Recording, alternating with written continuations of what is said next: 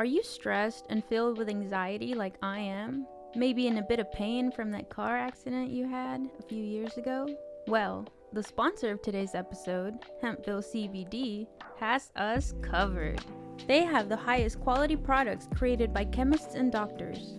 Hempville carries everything from CBD to THC dispensary grade without those despicable dispensary prices. Order your Delta 8, 9 edibles and vapes along with the THCA flower and get free shipping when you spend $50 or more at hempvillecbd.com. Check out the link in the description for more details.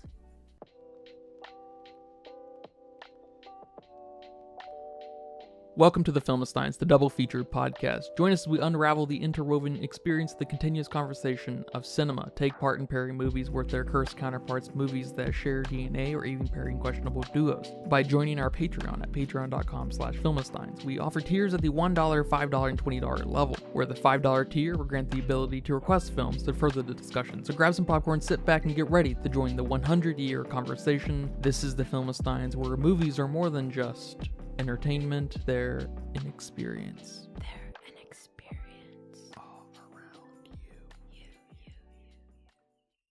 And welcome back to another episode of the Filmistines. Thank you guys for joining us today. I am joined today by my fallen friend, Lucy. Hello, everyone. Falling in this ice. No, you're fallen from heaven. Fallen from You're heaven. You're a fallen angel. You're a fucking demon. Oh, no. I was about to say, wait, I like that, but never mind. You can join us every Monday, Wednesday, and Friday for brand new episodes of the Filmistines. Some recent episodes include Chris Nolan's Inception, the movie Rebel Moon, The Creator, Napoleon, Ridley Scott's new film, shout out, and Society of the Snow, an actually really great Netflix movie. How about that?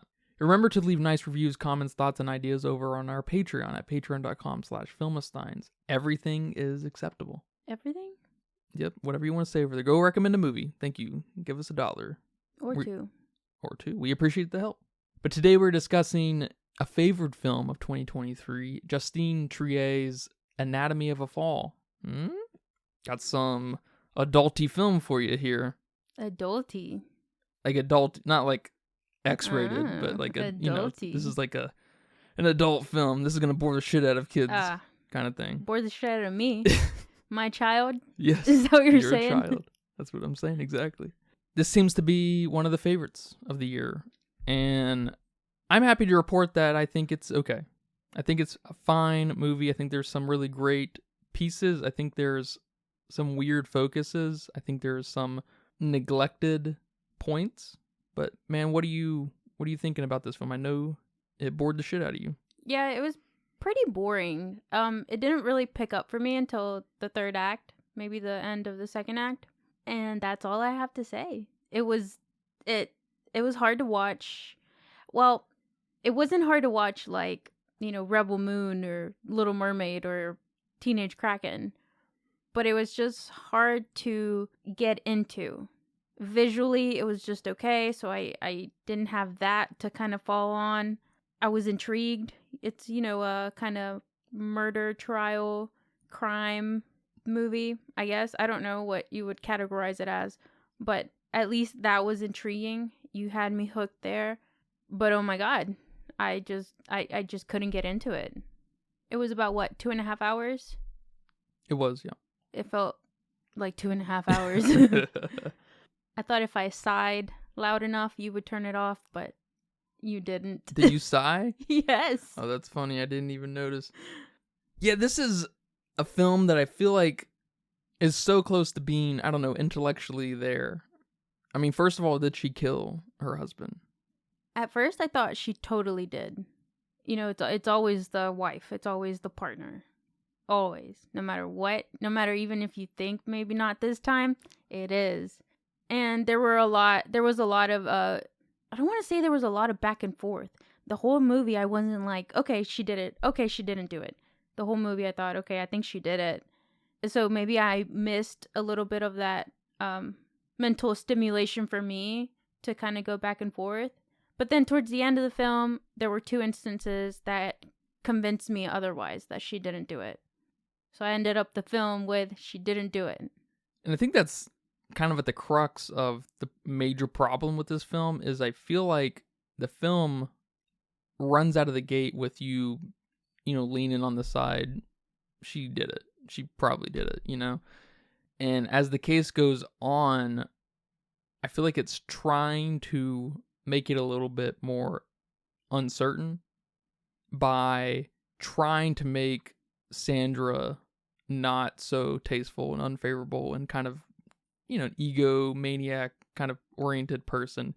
But I think while it does do some of that, it doesn't make her look bad. It actually makes her look more like an adult and trustworthy individual and makes Samuel look kind of like a baby.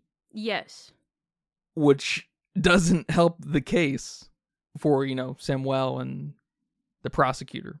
So I'm just like, what angle is this movie trying to take? Because it seems to favor Sandra when it feels like they're trying to create this back and forth.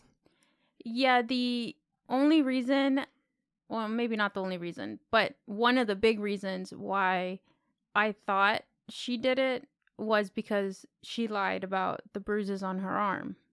So that, to me, kind of made it seem like, okay, our main character's lying. So there was something going on. Something she's not fully saying here. And I think that brings us to the other important problem with this movie, because it also feels like it's trying to instill in you that not everything is as it seems. Nothing is as detailed as anyone could ever want it to be. You only show people what you want them to see at, different times, like Samuel with his therapist and stuff. Of course, his therapist is going to say that he's non-suicidal, because if Samuel was to bring that up, that's going to create a different situation between him and his therapist that maybe he actually enjoys. He maybe enjoyed that relationship they had. Yeah. Maybe it was a way it was an escape for Samuel. So of course he's not going to bring up that he's suicidal. No, and who wants their therapist to think they're bad? Yeah. You want them on your side because they validate you. Exactly. At least that's what I do in therapy. I think that's what Samuel did too, at the very least. And so what I do think this movie does really well is it helps show you the rocky side of a marriage. And that is mostly shown through the argument, which is 10 out of 10. Phenomenal, yes. Great argument. I'd like to say the movie's worth watching just for that. It's a little long for that to be, your climax and the reason why. But there is some build up to it that I think makes it really worthwhile at the end of the day, especially in the court with the prosecutor who stole the show away. I don't know his name. I think he's just the prosecutor. He's just the prosecutor. On the wiki page. Okay. Because, I think Sandra and Samuel both do great job. But I don't know what it is. It's kind of like the guy from Oppenheimer when he's grilling all of Oppenheimer and his friends and stuff during that movie. He steals the show away in such an interesting way. What I didn't like about the prosecutor, though, was how biased he was. Yeah, that's also a problem I have with the movie, is it started to feel like it was an attack on Sandra and her personality and how she's depicted in these recordings and how she's a little bit of an egomaniac and feels like she's maybe a little better than some people, and he picks up on that and runs with it. Yeah, and in an American court, or what we would see on TV anyway, I don't know about the real court system, that's quick to be called and ended. Like a defamation of character. Yeah. And here they ran with it, yeah. That's also a really strange thing about this movie. It makes me wonder, it's almost a pass, I guess, but what's up with the French court system? It's out of fucking control. Everybody's talking when it's someone else's turn to talk, and they talk over each other and interrupt each other. It's just like, it's cool in a way, but it also feels like we're letting this happen intentionally to maybe, I don't know, obscure what people are saying and obfuscate what people are saying in some way and trying to distract. I like that you bring that up, because when I was reading, it said that Justine was influenced a lot by the Amanda Knox case. Which is? An American student went to study abroad in Italy, and she had a roommate that was murdered, and she got accused of killing her roommate. And she was wrongfully accused. And she was just targeted as this, like, you know, slutty American who came to another country and is over here doing, you know, bad things. They treated the whole court case was a mess and super biased towards her and her character. And, you know, she had a boyfriend. She liked to go out and do stuff. I mean, you know, Americans were sex crazed. So they ran with that, and I think she was wrongfully accused, but it was resolved in months. But I mean, still, that's months of her life, and she didn't do anything. And then they found the guy, and he was found guilty, and she got to come back to the States. So I can see the influence there with that mess of a court system and America's character being defamed like that. But I'm not sure. I thought that was a while ago, but maybe not.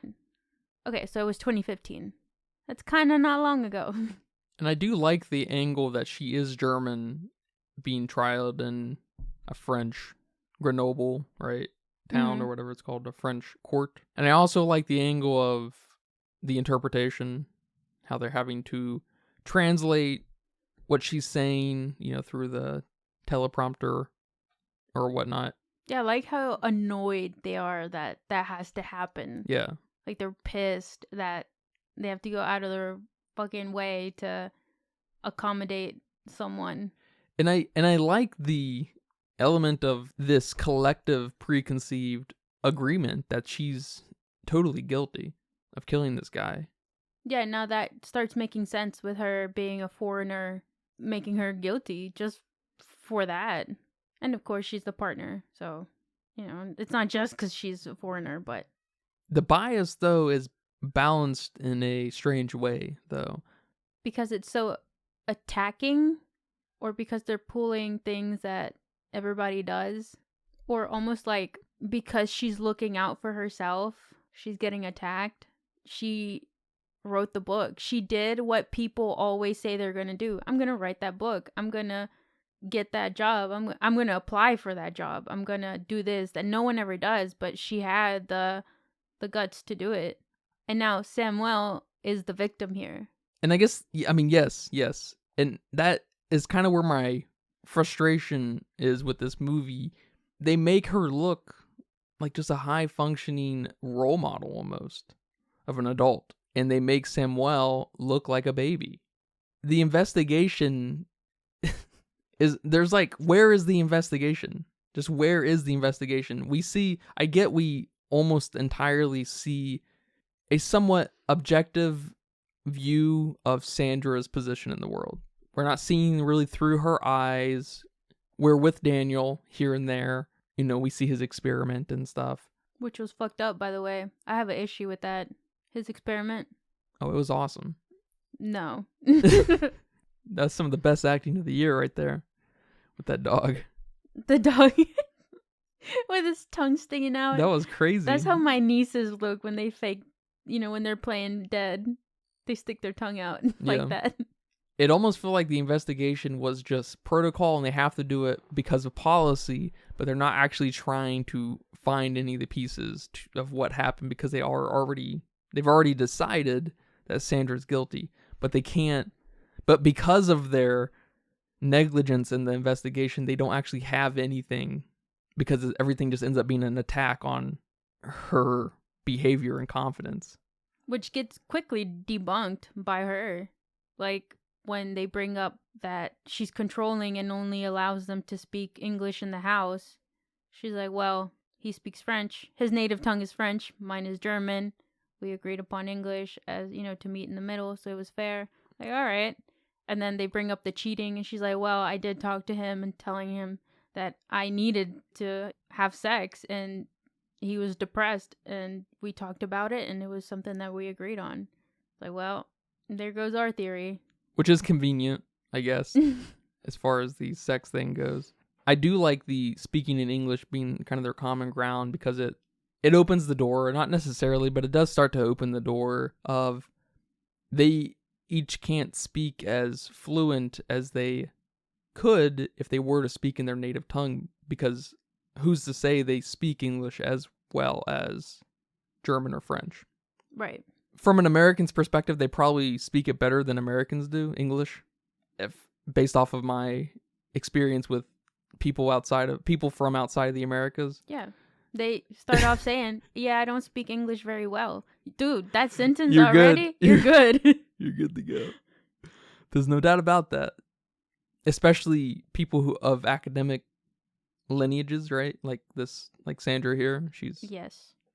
So it does and doesn't kind of help build this case of, more. There's more to how people feel than what they're letting on, whether that be through their inability or ability to communicate or what they're hiding from each other. Like we've already said, like with your therapist and her lying about hitting her arm. Or Daniel, who is and isn't reliable, right? Because he's blind. He's blind, which is an important part of his character, right? Yes. And he's also a kid who is like any other human being, but he's a kid, so he's kind of hard to put on, a soapbox and take him completely seriously. At least in a courtroom setting, I think we treat kids a little inferior to adults, so that it opens up that door to whether or not we can even let him kind of sway us one way or the other, or is everything. Do we have these preconceived notions of just kids aren't reliable in any way whatsoever, let alone that he's blind? While at the same time, Daniel is, or appears to be, the most honest character. He corrects himself in an apologetic way, right? He tells us some of the more like personal experiences with his dad and his mom, right? When it feels like Sandra isn't hiding anything per se, but she's only giving just enough. Like she should, right? As someone who's defending themselves. You don't want to put yourself in any unnecessary corner. Yeah, I really appreciate that Daniel took the time to send his mom away. Like, I need to be alone right now, so he could think about it. So he could experiment on his dog, because he'd had a thought, which is very mature for a kid to do that. You think I'm sending my mom away? No. But he took the time to think about how this whole situation makes him feel. When you're given all this information that's so biased. I mean, how biased is a fight? Think about all the fights you've had with somebody and just how crazy you sound. I mean, I know I've had my fair share of I could be put in a mental institution for just the things you say in the heat of the moment. Even just the recording of it. Yeah, especially a recording of it. You don't even get to see the actions behind how they're saying this stuff. Or the before and after. Yeah, you just hear the words. And the before and after is so important. So he's been handed all that information, and he still took the time to think about it. And yeah, I mean, Sandra plays it smart. She says what she needs to say. She justifies what she needs to justify, but there's no feeling in it. Yeah, she's not very likable, but she's also not very unlikable. Yeah. She's a matter-of-fact kind of person. That's the German in her. Mm. Yeah, it makes the presence of those recordings, and that he did that, I guess, on a regular basis, at least towards the more heated sections of their relationship, it makes Samuel look like a dickhead. He's not only a sad boy, but he's doing this Amber Heard shit and trying to set this girl up. Yes. For some reason. Who is recording fights like that? That this? is psychotic. Yes. Dude is psycho. That's the first thing I thought when they said there's a tape. I'm like, wait a minute. There's a tape? Yeah. There's several tapes? Yeah. She better be beating the shit out of you. That's like the only excuse for that. In some way or another. I guess it doesn't need to be physical, but there needs to be some violence there. But the tapes kind of backfire, I think, on Samuel. And make him look like he's just taking out on all these things he wish would have happened to him, like the book thing, or just the guilt for Daniel Yeah, accident. the guilt. It looks like he just is taking all this stuff out on Sandra. So that's what confuses me, because what's the point of this movie? We're investigating Sandra, right? But we're not really. Like, what is happening here? Is there a woman feminist slant that we're supposed to cheer for Sandra? I really don't. I don't know. Or are we just supposed to hate on the victims? Not necessarily cheer for Sandra, but get over all these, I don't know, men that are playing victims and trying to bring you down? Because I kind of see it with the Amanda Knox case of protecting women who are, I don't know, strong or whatever. You know, Sandra here has a strong character. She's going to do what she's going to do, and she's going to go after what she wants to go after. If there's obstacles, she's going to face them. Like, she's just a matter-of-fact person. You deal with it as you go. Which is sort of admirable, if you ask me. Yes. Woman or not. That's what I'm saying, strong. And then Amanda Knox is, maybe she explored her sexuality and wasn't ashamed of it or whatever. Mm-hmm. So I get that, but then I don't get the Samuel side of it. I mean, exactly. He is a victim. He's a victim of himself. He's obviously experienced some imposter syndrome. He is a pretty interesting character and gives a great argument of performance, of course. That whole argument is awesome. It's awesome. Can't take anything away from that performative piece. Yes. But you almost feel like this investigation would have kind of turned into an investigation of Samuel in the way the characters were displayed, you know? And less of an investigation of what and how, what happened, the incident of him dying, and more of an investigation of his personality and behavior through his, so-called therapist and friends or whatever, and less of a focus on Sandra in that way, because Sandra's the adult here. Sandra didn't kill herself. He didn't think about killing herself. First of all, yeah, let's start there. All right, I know it's a tough thing to want to kill yourself, to have the feelings, but it's sort of an immature thing to do, to execute. Excuse the pun. Oh, damn. So I'm just struggling with, I feel like the movie's trying to get me to balance this Sandra thing, because I know Justine here, our director, didn't let Sandra, the actor, that her name is Sandra in real life too. It's kind of funny. The Sandra character is played by a girl named Sandra. I don't know her last name. And then Samuel, same thing. His real name is Samuel. So that's kind of a fun thing. But she was explicit in not being conclusive about whether or not she did it. With us, the audience, and with Sandra, the actor herself. She didn't tell her one way or the other. Which I get for maybe a directorial perspective, that you don't want the actor to maybe be too deceptive. You want him to live in this vague world because you want the message in the movie to come across as sterile and vague as possible. Maybe, but it just comes across like it's supposed to open up that door of, well, maybe she did do it, maybe she didn't do it. It really, the door, I feel like, gets tightly welded shut after the kid. Oh, yeah, for sure. I'm with you.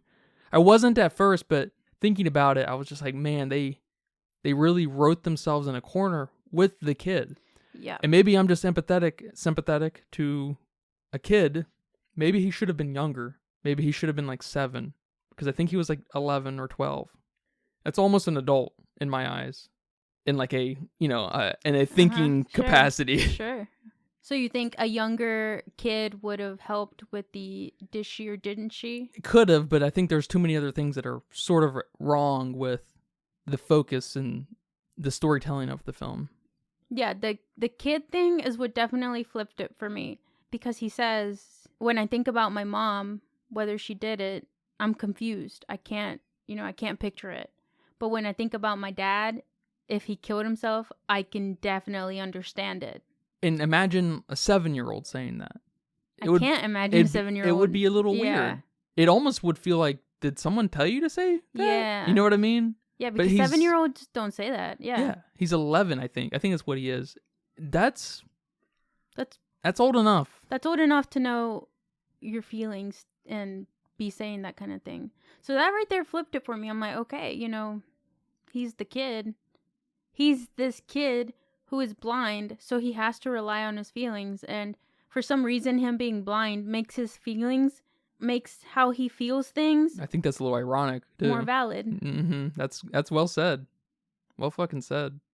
And then the last thing Sandra says towards the end of the movie is what completely sealed it for me, that she didn't do it. Yeah. It's when she says, when you win, it's just over. And she's just kind of not sad. She's not sad about the situation. She's just kind of like, okay, now what? I don't know how to put that feeling into one word. But I don't know. That really spoke to me, because if she had done it, she would be a little bit happier about it. But she was just sad that this was a waste of her time. Yeah, she won this case, but what did she really win? Nothing. She still lost her husband. Yeah, she still sort of loses in the end. We don't know enough about them, if whether or not she is happy to restart in that way. We don't really know anything about him. I mean, she seems like she would be. She seems like if he came up to her and said, okay, you know what? I'm sorry, and I'm going to try to get better. And she's like, all right, perfect. Try to get better. Write that book. Do what you need to do. I don't know. That's just based off of everything. That just seems like how she would react. Yes. And then just, I don't know, that end did it for me. And then the end, when she comes home, she kisses her kid. Then she goes and lays down on the couch or mattress or the bed, whatever. And then the dog comes up to her. And then they're there together. Well, I think that was Samuel's daybed in his office or whatever. That's right. But the dog sensed in a way that it's all okay. You're okay. Kid's okay. Hopefully he doesn't try to kill me again, but we're all going to be okay, and you didn't do it, basically. So I don't know if I was supposed... Well, see, it's just confusing, because the whole time I thought she did it, but then these things sealed it for me, but it's not like I was wishy-washy, and then... I don't know, but maybe I should have been paying more attention the whole time. It was just a bit too slow for me to be fully paying attention to everything that was going on and what was being said. I think that's partially because the case they build in between the indictment and the meetings that she has with her lawyer and whatnot. Mm-hmm. I think it's trying to build the case of the uncertainty within Sandra of whether or not she did it, but neglecting why I should care. Yeah. I think that's an important part. Yes. They did do a great job of making Samuel look like the dumbass here. And I know we've said it, but and I think it's backfiring. Don't think it's supposed to be like that. Well, now that I think about it, he starts off being a total dick by playing the most annoying song I've ever heard in my life, while his wife is trying to do an interview for her book, and he puts it on repeat. Like, you do it one time for the the getting it out of your system, but then you're putting it on repeat. You being a fucking malicious jerk. Maybe you could say it's right out of the gate. It starts off being a little manipulative, where of course Sandra's gonna kill this guy. He's annoying. It's not building a case for us. It's just he's annoying. I could kill him right now, kind of thing. It's just like, well, that's not a case to actually kill someone, especially in a mega dramatic movie. Mm-hmm. Or, dramatically depicted at the very least. Yeah. Yeah, I don't know. There's part of me that tells me I should like this movie a little bit more, but I think it's a little bit of, I think it has a little bit of a disguise of being great, and I think it's a little flat in a lot of areas, and I think that through line of the prosecutor and the chaoticness of the court and those couple of scenes with Daniel in the court and the experiment and then the fight, they're almost spread out enough that it really kind of holds it together on an entertainment level, maybe, of or maybe on an artistic level of just performative pieces, that I feel like people were being a little misled in its supposed masterclassness. I feel like because this film's being talked about like it's, one of the greatest film of 2023, one of at the very least, and it feels a little mediocre for the most part, kind of in fancy sheep's clothing or something, Yeah, definitely. I feel like it's being talked about like it's a wonderful, cohesive story and such a drama piece. And oh my God, I can't get over how people are saying that this is the best performance of 2023. Maybe the best female performance. Yeah, maybe. But I mean, she didn't stand out to me as like, oh my God, she's gonna be nominated for sure. Like that wasn't coming out of my mouth. And honestly, I pretty much liked all the scenes with Daniel. When Daniel is taking his dog for a walk, and I didn't know he was blind then. When he finds the dad, that was crazy. That was a crazy shot.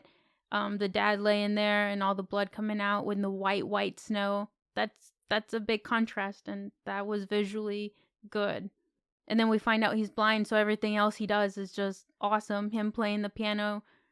Not saying that he had the best performance of 2023, but those were probably my favorite parts. Him telling us his story. Him sending his mom away. How did you feel about the title?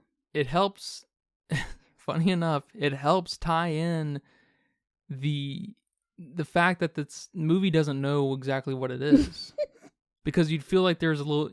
after reading the title, you'd feel like there would be a little bit more of an investigation happening, and less of an attack on an individual. Yes. Like the word anatomy sounds so... procedural. So textbook. Yeah. Yes. And I don't know if maybe there's a translation thing there. Maybe the word anatomy in French means something else, less procedural like that. But just, I don't know. I'm with you. I don't like the title. I don't think it fits the movie. I like the title. I just don't think it fits the movie. I don't like the title with this movie. Okay, yeah. I like the title's fine. I like the phrase of anatomy of something. That's a easy, good title, I feel like. Yeah. That's better put. It doesn't fit this movie, and I don't like that it doesn't fit this movie. And I normally don't have a problem with titles. They're either just okay or they're fine. They fit what I'm seeing, at least. But this one gave me an issue. Yeah, totally. And I think that just is simply because it immediately, right out of the gate, before the first scene even plays, that title indicates something that this movie isn't. And that's a problem. Mm-hmm. That's a problem. Whether it's a translation problem or not, it should have been localized to make a little more sense in that way. Because the film is in mostly English, I would imagine that title is pretty smooth. It's probably the original title. Everything else is probably translated in other directions. Oh, okay. I see what you're saying. Yeah. Yeah, in the wiki page, it says that Variety, the magazine, which I didn't know that. I didn't know what it was. But they described it as a Hitchcockian procedural thriller. Apparently, when you click on Hitchcockian on the wiki page, it gives you some characteristics of some elements that are considered Hitchcockian, which, I don't know, I found that kind of interesting. Do we have that with other directors? Yeah, we have that with... like a wiki page with characteristics? I know there's terms, like Lynchian and whatnot. I would assume, yes, especially with some of the old guys. But Hitchcock is old, isn't he? Yeah, he's an old guy. I would guess Spielbergian. You think that's one? Had a wiki page. I don't know, but I would guess that one to have one, because that one seems to be... I guess they have to have characteristics about their films that have been... Yeah, some of them are hard to define. Yeah, because there's someone here that are silly, because it says climactic plot twist. The cool platinum blonde. An innocent man accused. And this one's funny. Tension building through suspense to the point where the audience enjoys seeing the character in a life-threatening situation. Example, Vertigo. I don't know if I like this. Yeah. But it was just interesting. Yeah, I don't know if that's funny. I don't think that's a very well thought out description. I'm not a Hitchcock expert or fan yet. I haven't seen really any Hitchcock, to be honest. But that sounds like to me to be some of the essence of just storytelling. Yeah, I don't really like that kind of description because that starts to detail the nut of sophisticated storytelling. Mm-hmm. And I'm kind of more of the train of thought where if something is Lynchian, there's an element of like specific character interactions or dialogue that might feel Lynchian, but it's the sum of the parts, because the mood is just as important, and the mood is hard to define in every movie, compared to another. So I can't help but to believe and say that without sufficient examples, or just one specific example would be enough, I wouldn't say it's Hitchcockian. But I'm not a Hitchcock fan, so it's hard for me to say one way or the other. Yeah. Same here. I just thought it was interesting how vague it can possibly be. Yeah. That's terrible. Yeah. We need a better vocabulary in the way we talk about modern art, contemporary art. All right, man. Well, that was a fun talk. Did you have fun? Did you get swayed one way or the other? Yeah, maybe I like it a point or two higher. Not a point or two, 0 point or higher. Yeah, on the letterbox scale. Yeah. I hear you. It's kind of funny. I don't love this movie, but I think there is something really sophisticated and intellectually kind of interesting here.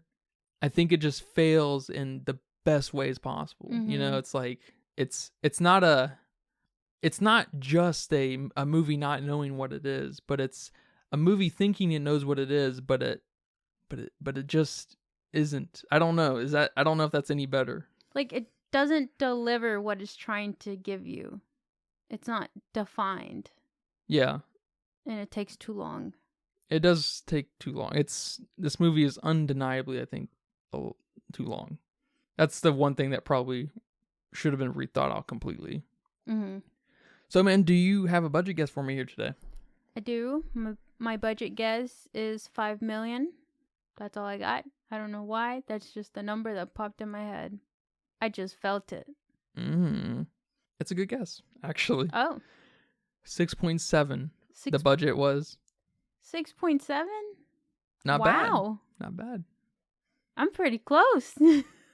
Well, man, here we go. Here's the final note that is so obnoxious to bring up again and again, but over on Letterboxd it has a 4.2. No. It's not 4.2 territory whatsoever. It's super loved.